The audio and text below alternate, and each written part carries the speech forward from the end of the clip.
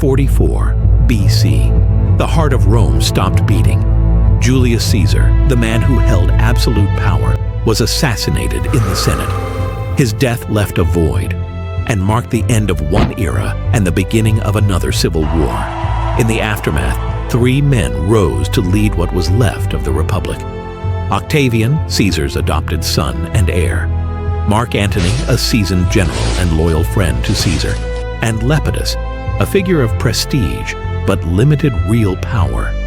Together they formed the Second Triumvirate, dividing the Roman world among them.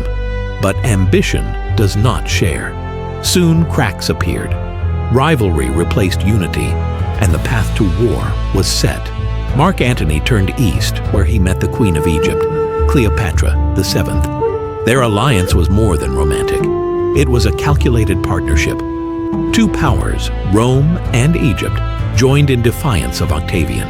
The Roman world was now split in 2. Octavian ruling the west, Antony and Cleopatra dominating the east. But Rome could not bear 2 masters. The stage was set.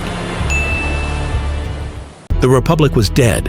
In its ashes stood 2 rivals, Octavian and Mark Antony, once allies, now enemies.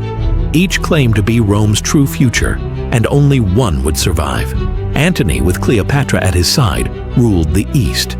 His fleet was vast, his soldiers loyal, and his alliance with Cleopatra gave him power and wealth.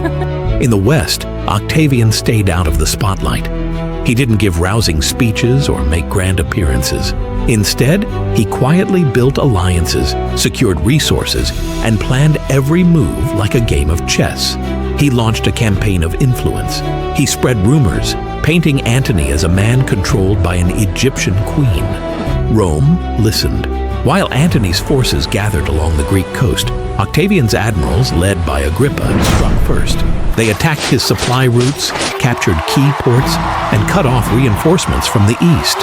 Octavian even sent secret messengers to Antony's own generals, offering gold and promises in exchange for their betrayal. The trap wasn't sudden. It was built piece by piece, with every port seized, every supply line broken, and every officer turned. The night before the battle, there were no speeches, no celebrations, only silence. 2 commanders, 2 visions for Rome, and at dawn, the sea would decide everything.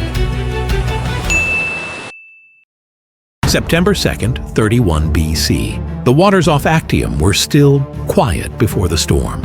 On one side, Mark Antony and Cleopatra. Their fleet was massive. Hundreds of large, heavily armed warships. Ships built for power, not speed. On the other side, Octavian. His fleet was smaller, but faster, lighter, and better organized.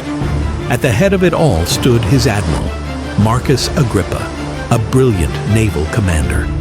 At dawn, Agrippa made the first move. His ships surged forward in formation, slipping through the early morning mist. They struck quickly, surrounding Antony's ships, attacking from the sides and pulling back before they could be caught. Antony's fleet tried to respond, but their ships were too large, too slow to turn, and the battle turned against them. The sea became chaos. Flaming arrows tore through sails, oars were smashed, smoke and fire filled the air.